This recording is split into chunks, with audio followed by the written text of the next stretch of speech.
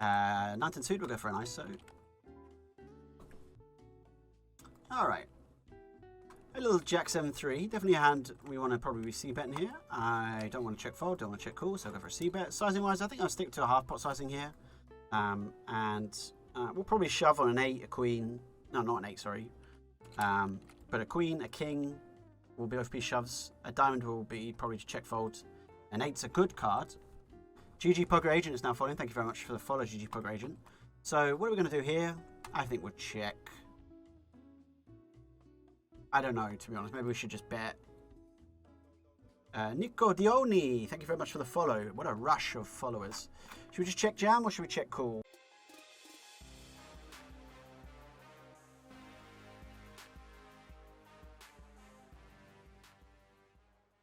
Against no respect, we have a lot of chips in here and I don't want him to face a 9 or a 10 of diamonds river and not stack off.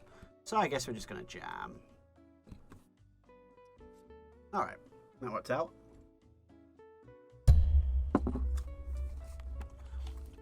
Typically you can definitely call there, but just a word like that hand especially is a good example. Like if a 9 or a 10 or a diamond or something comes on the river, chance goes check check, right? Which would be really sad.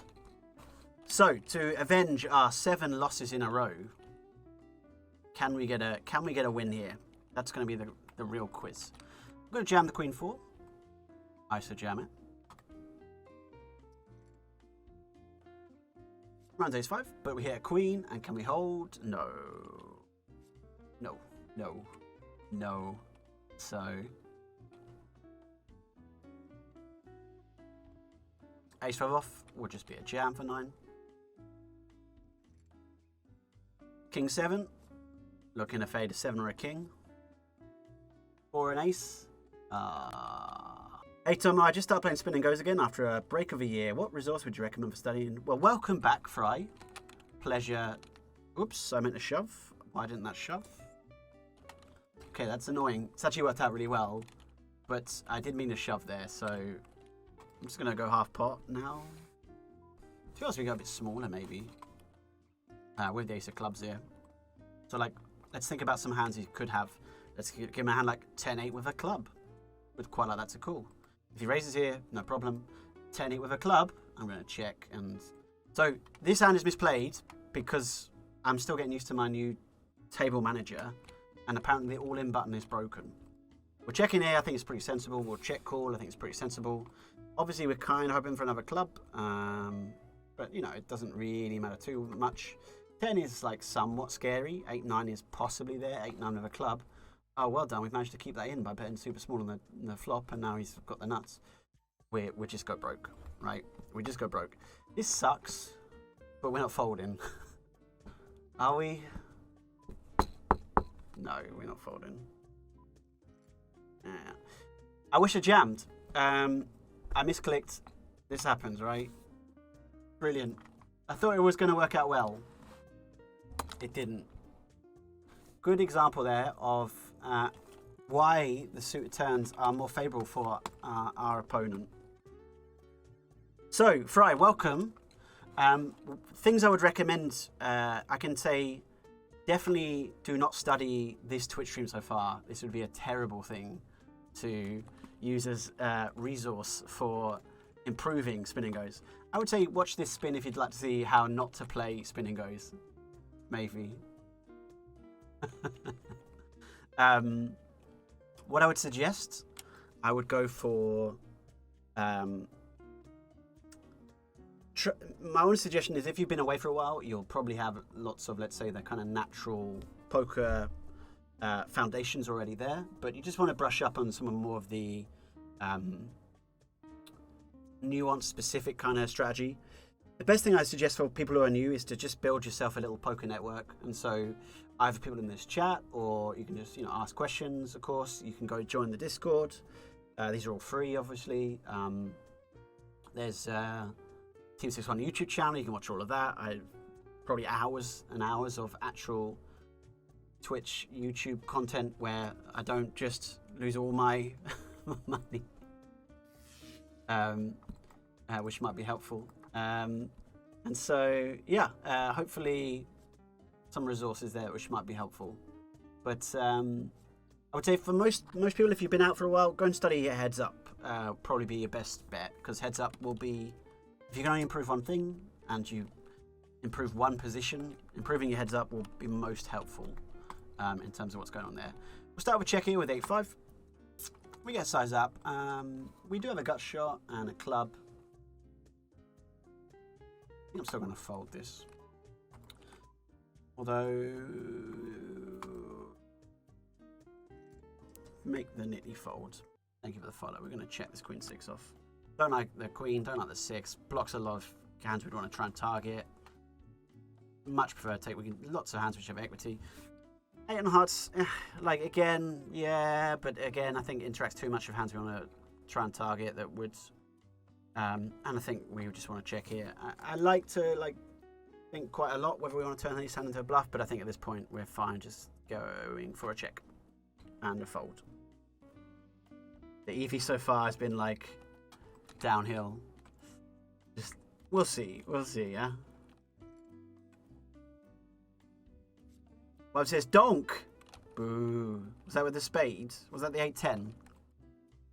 Oh my god, we got a win. Oh my goodness. No, we didn't. Sorry.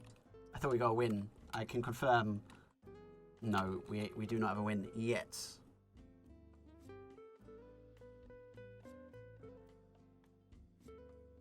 Hey! Look, ladies and gentlemen. Oi!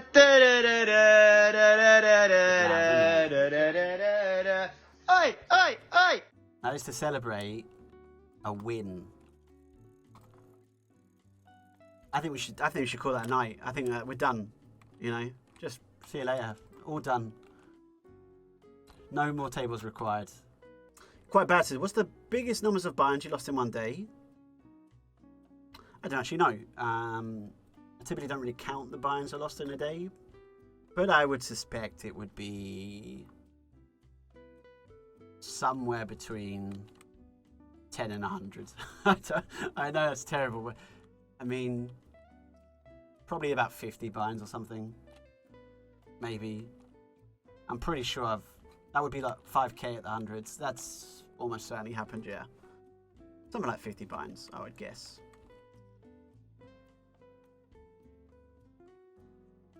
Gambler's fallacy, more like Rambler's fantasy. Huh? Start with a check. Could be handy, could ISO 1/3 sometimes. Obviously, it's going to be absolutely fine to do that. There's a limp stab on this ace-2-4. I expect it's probably a range limp stab, typically. Maybe not against no respecter, though. You could actually, honestly, it sounds crazy, you could fold this. But we're not going to fold it, we're going to call one. And then the question will be to bet or not. I definitely like donking here. We'll go for a 1.3. Now, why I like this is because I think on rivers we could be perceived to be very bluffy. So we really want to get the calls on the turn. Did no want to see that as a river. Still going to jam. So we have loads of 3x, we have loads of 5x. We're just going to take the jam. He's got some 4x, of course. It sucks. Ugh, it sucks. I don't know if we can ever do anything different on that river with like less than a 1-to-1 SPR behind. I genuinely do like the turn sizing. We do set up a pot size bet. It's absolutely fine. Can we do anything different on that river? Like half pot fold maybe is an option. I don't know. I don't think so. It is what it is. King 4 off is not a jam. You know what we're going to try? We're going to try pocket 2s. We're going to jam. Now, it could have maybe folded flop with 8-2 off, and then we wouldn't have had a problem. Huh? That would have been all right. Hey, we won. Well, you know what? We're just going to win everything from now on, I've decided. Everything's going to be, it's just going to be a massive winning session. No problems at all. Another win, ladies and gentlemen. We'll take it. Red John says, Tom, would you change your life with Rocco Sigfred? Sigfreddy. Tom, would you change your life with Rocco Sigfreddy? I don't know who Rocco Sigfreddy is. Red John. Who? I don't know. You have to expand on that. Who is Rocco Sigfreddy? And will I change my life? Honestly, probably not. But maybe. Nadoki. Hey, Tomo. Thank you very much for your very educational content. Thanks to you, my bankroll grew up so much I could take a shot in a $10 nitrous a day and only lost 40 buy-ins. Well, you are very welcome, Nadoki. I am very happy to have assisted you in what is hopefully not your biggest ever losing day. Maybe, who knows? But tell you what, Nadoki, just for you, I'm going to try and lose more, okay? We're going to try and make you feel better. If you played well, you should be happy long term. Here's my serious bit of educational theory, by the way, ladies and gentlemen. Very important, this. Gamble responsibly. Yeah. Cool. But actually, sincerely, if you want to play poker for a living or even recreationally, play in your bankroll. So, and you just never go. You can never go wrong, kind of thing. You just play at the right limits where you're winning.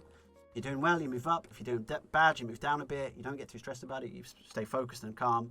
And in the long run, you will be successful and happy and do very well for yourself. And it's sort of like a guarantee in a weird sort of way.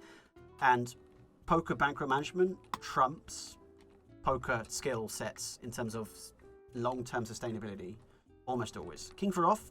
Nah, not a jam here. No, sir, with no fold equity in the big blind. We'll take Tofu's advice, even though we would have been doing quite well. Say Tofu, you don't know what you're talking about, mate.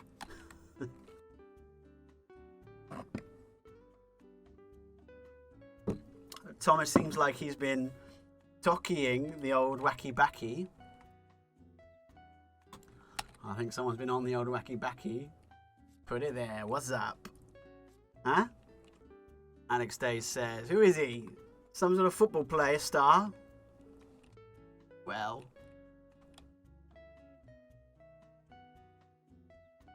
one of the best players in the Diabetic Premier League, so. President of Uganda. Just to clarify, Tom is not the president of Uganda anymore. And confirm I'm not no longer. I'm not. I ceded power to Tony Hibbert. Alex Day says, it's a fake bankroll, I'm sure. Alex Day, let's introduce Alex Day to what's going on here. Alex Day, so one of the nice things is I am involved with Team 651, which is a staking school, which means I don't have to put up the funds for this. Somehow they think it's a good idea to pay my buy-ins. Now, if you can believe that, well, I mean, you don't have to believe it. It's true, right? So, none of these losses are coming directly out of my pocket. I mean, maybe from future winnings or something, but somehow, who knows?